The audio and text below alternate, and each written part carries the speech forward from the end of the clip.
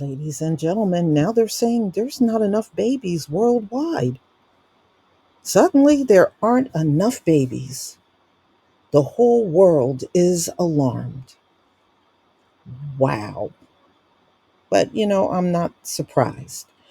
And all of these countries that are screaming for babies, a lot of them, especially the ones in the Western world, that's why they got all this immigration going on. And you hear immigration out of the UK, immigration out of France, and it's because they don't have any babies. The same reason why the US is letting the floodgates open. So the world is starting to notice a very startling demographic milestone. Sometime soon, the global fertility rate will drop below the point of no return. Now, you need a 2.1 in order to sustain a population. And already, a good portion of these countries are below that. It may have happened already. Fertility is falling almost everywhere for women across all levels of income, education, and labor force participation. The falling birth rates come with huge implications for the way people live, how economies grow, and the standings of the world's superpower. Yeah, right. How are you a superpower and you can't reproduce babies? You won't be a superpower for long, that's for sure. That's true. In high income nations, fertility fell below replacement in the 1970s and took a leg down during the pandemic. So now they're willing to admit as far back as the 70s, they saw these low birth rates occur. The way they tell many of these stories, they try to act like it's a recent phenomena. They really do. It's dropping in developing countries too. India surpasses China as the most populous country last year. Yet, its fertility is now below replacement in India. And we know China messed themselves up. Their policies messed up their population. And plus, the women over there, they're very open about not having children. They don't want kids. The demographic winter is coming. Many government leaders see this is a matter of national urgency. They worry about shrinking workforces, slowing economic growth, and underfunded pensions, and the vitality of a society with ever few children. Smaller populations come with diminished global clout, rising questions in the US, China, and Russia about their long term standing as superpowers.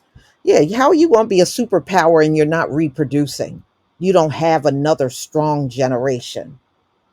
Okay, that means the next generation coming behind you is not going to be a strong generation. They're going to be a lot more diminished and a much weaker generation. Okay, so some think the world's population could start within 4 decades, one of the fewest times it's happened in history. Mm-mm-mm. Donald Trump this year, the Republican nominee, has called collapsing fertility a big threat on Western civilization than Russia. A year ago, the Japanese prime minister declared that the collapse of the country's birth rate left it standing on the verge of whether we can continue to function as a society. Italy prime minister has prioritized rising. She's trying to get people to have babies because their um, prime minister is concerned about the demographic GDP over there. And we have heard about Italy for a while. I did a story, it must have been 2022, where there were no births for like, I think, a 3 week period. There were no births anywhere in Italy. I had people, oh, don't believe that. Please, Italy got a horrible birth rate. Well, you can sit around and not believe it all you want. Like that's going to make a difference in the birth rate.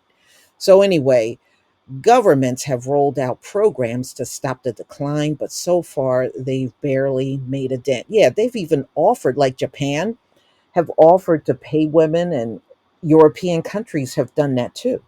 Pay women to have children. And look, it's not about having children. Trust me, this is a genetic thing, y'all. Some of it is they don't want children, and some of it they have fertility problems, and they know it's a major thing. They just don't want to talk about it. So in 2017, when the global fertility rate, a snapshot of how many babies a woman is expected to have over her lifetime, was 2.5. The United Nations thought it would slip to 2.4. Yeah, well, yet in 2021, the UN concluded that it had already went down to 2.3. And they were saying globally they needed a 2.2 in order to have a good replacement rate. And they don't have that. And over time, it keeps going down. And 2.1 in rich countries, slightly higher in developing countries where fewer girls than boys were born, and more mothers die during their childbearing years. Yeah, that's because you want certain mothers to be gone and their children. And others, that's why, and I think that's part of the reason why y'all are cursed. I really do. You have tried to shut down other women that don't look like you and their babies. And now look at what's happening to you. And I believe that's happening to you because you know what? We got a just Heavenly Father. We really, truly do. While the UN has yet to publish the estimate rates for 2022 and 2023, their projections with actual data for those years covering roughly half the world's population.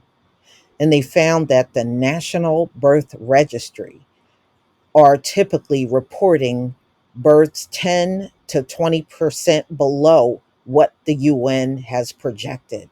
China reported 9 million births, 16% less than projected in the US, I'm sorry, not US, UN central scenario.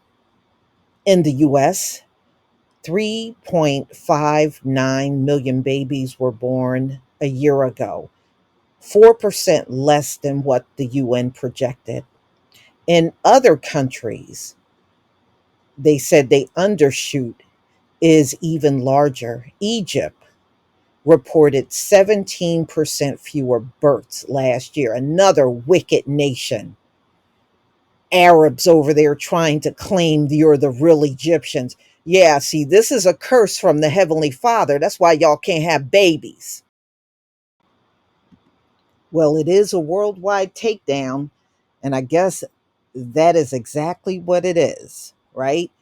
So, estimates global fertility fell between 2.1 and 2.2 last year, which would be below global replacement for the first time in human history. Dean Spears, a population economist at the University of Texas at Austin, said while the data isn't good enough to know precisely when or if the fertility has fallen below replacement, we have enough evidence to be quite confident about it. Mm, mm, mm. So the globe now is below the replacement rate. The globe. Mm, mm, mm. In 2017, the UN projected world population then 7.6 billion would keep climbing to 11.2 billion in 2021. By 2022, it had lowered and brought forward to peak at 10.4 billion in the 2080s. Mm-mm-mm. So, whatever goals they set for where the population would be, they're falling short. Well, that's all it is. It's a projection, it's not a definitive thing. Come on, man. So, in the US, a short lived pandemic, baby boomlet, has reversed. The total fertility rate fell to 1.62 last year, according to a provisional government figures, the lowest on record. That's why Joe Biden is ignoring everyone that is screaming about the southern border. And they are letting everybody in here because if they can't reproduce, they feel that's their only other option. And really, that only other option is going to fail, y'all. It's going to fail. So, had the fertility rate stayed near 2.1, where it stood in 2007, the US would have welcomed an estimate of 10.6 million more babies since, according to Kenneth Johnson of the University of New Hampshire. In 2017, so they're saying the fertility rate was at 1.8 in 2017, and this is according to the US Census Bureau. Wow. Since then it fell down to 1.5 and just slightly snuck up to 1.62, but that's going to fall again. Well, they're already below replacement rate, so it doesn't make a difference that it jumped up slightly. It's not at replacement rate still. Doesn't matter. So, y'all, historians refer to the decline in fertility that began in the 18th century, industrializing countries as the demographic transition, as lifespans lengthened and more children survived to adulthood. A woman became better educated and joined the workforce. They delayed marriage and childbirth, resulting in fewer children. So, y'all, they're pretty much showing you what's really bleak going on in the world. So many of these women are waiting until they're older to have children. And a lot of times when they're older, they just want one child or maybe two, but no more than that. In many cases, it's just one child. So, wow. So now you got these, what they call highly educated adults that spend more time on their careers than thinking about having families. But see, this is what America promoted. So I don't know why you would sit around and complain about that now, because this is what you promoted in this society. So, y'all, the governments are now trying to come up with new policies, trying to encourage people to have children. And I think it's all in vain because, let's face it, these folks that are in charge, their time is up. If your time is up, there is no need for you to reproduce. And that's why you're not doing it. So, y'all, tell me what you think about this video. Please leave your comment and subscribe. Don't forget to hit on the notification bell. And I'll see you on the next video. Peace, family.